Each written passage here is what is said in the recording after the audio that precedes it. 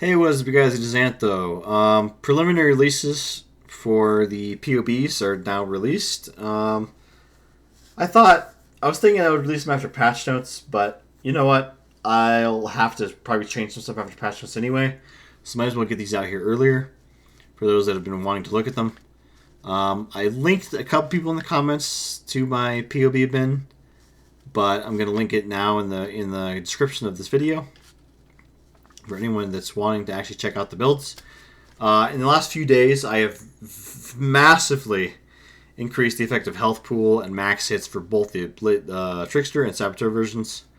Guardian version is highly experimental. I wouldn't recommend running that at all. That's just there just for anyone who want to check out the kind of the mechanics used there. But Saboteur is, 400,000 eHP with incredibly high max hits, 88% evade chance, 100% spell suppress. Lots of recovery. Not as much recovery as the Trickster, but the Saboteur clears much better because it has a 3.4 radius versus a 2.6 meter radius. So you can click on these and open them in PoB, just right here, or copy it and post that into PoB, paste that into PoB, or just open it and it'll open it straight into PoB, which is nice. Love this website. It's great for keeping track of people's builds. I will post any future builds here as well, so if you want to keep up on those. Going over quickly, basically the changes here. I know you guys probably don't know the builds too well because I haven't actually gone over the builds in the first place, but I'm just going to go over the changes from last time that I linked them in certain comments to certain people in the comments. So I have incorporated Nature's Patience, which when you're stationary gives you Grasping Vines, which slow you down, slows your movement speed. However, instant blink skills like Flame Dash, Frost Blink, stuff like that will remove all the vines so you're not slowed down forever. But you actually do want to be slowed down because when you're stationary, which is basically what you should be all the time when you're throwing your traps, because you don't want to just run around in a circle, throw one trap, run around in a circle, throw one trap. That's not how the build plays. It's not how you get consistent damage, and you don't need to do that. You're not like some 20,000 effective hit pool Deadeye that has to dodge all the mechanics or else it gets absolutely one shot. No, we have 400,000 EHP. We can tank most things in the game. So this is 20% more damage essentially. So 2% per vine, up to 10 vines. 20% chance to deal double damage, 10% less damage taken. And the Secrets of Suffering cancels out Ignite, Chill, Freeze, and Shock, but gives you the ability to inflict Scorch, Brittle, and Sapped. We're using Brittle and Sapped. So we are using a Snowstorm, Large Cluster Jewel with Prismatic Heart, and Widespread Destruction in the back. That's the one notable that puts these two in the front, which is the two we want. And that is 8% of lightning damage is extra cold damage against chilled enemies. We are chilling enemies through the use of Summon Skitterbots, which is right here. So enemies are chilled due to Summon Skitterbots. So we're getting that 8% of lightning as extra cold, which is enough. With this, this should be changed here. This should be like... Actually, no. Saboteur version is different. But Critical Mastery for increased effective non-damaging ailments is huge. Increases your Brittle effect, increases your Zap effect. So we get up to 1.72% Brittle effect. Without it, it's like 1.1 something. So almost 2% Brittle effect, which raises your crit chance immensely. And then your Sap effect is very high. It's basically the maximum, 90%, maximum 20%. But I have it set to 20% just due to for consistency's sake. So without it, EHP 321. With it, EHP 406. And of course, you're also getting, Debilitate, Blind from the Saboteur version. Debilitate from Punishment. We are now casting our curses rather than an Arcanist Brand setup. Because we have 5 curses, it's really hard to do an Arcanist Brand setup because that only allows you to automate 3 curses.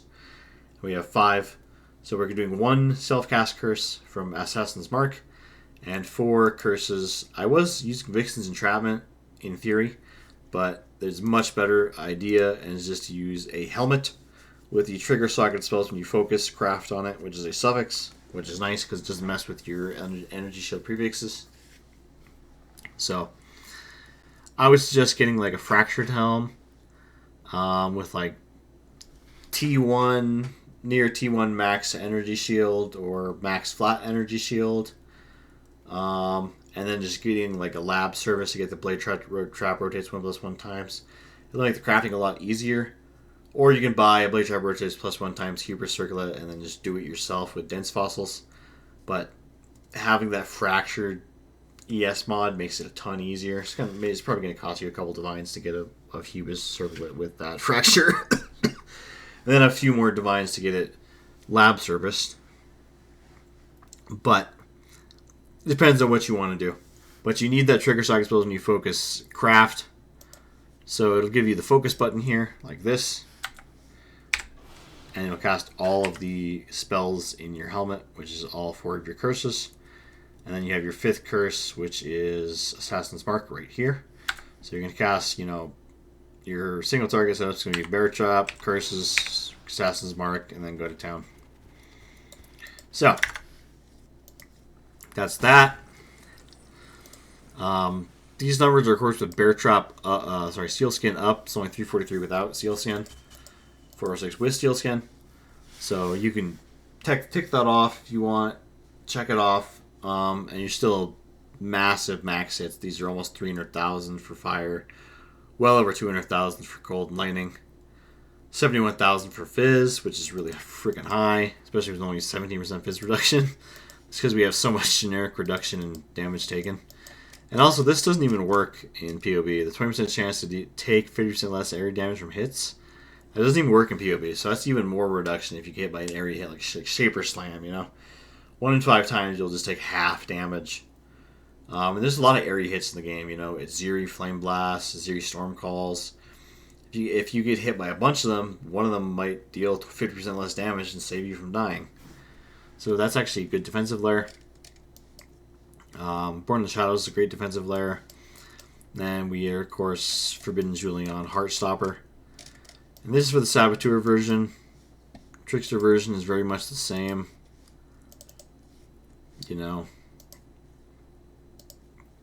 400,000 eHP. Gets a little bit more damage.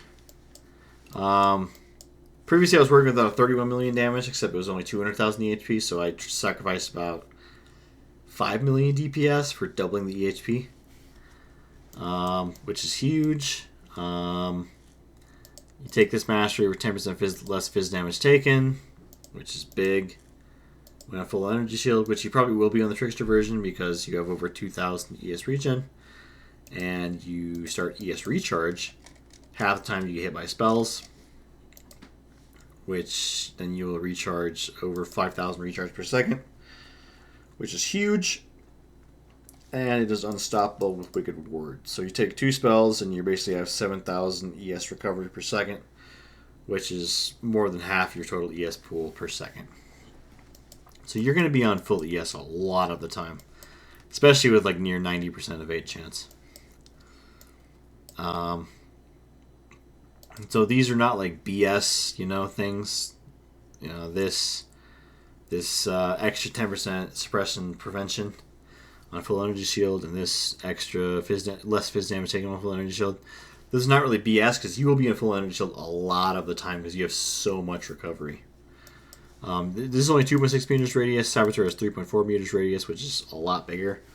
Trickster is better for bossing.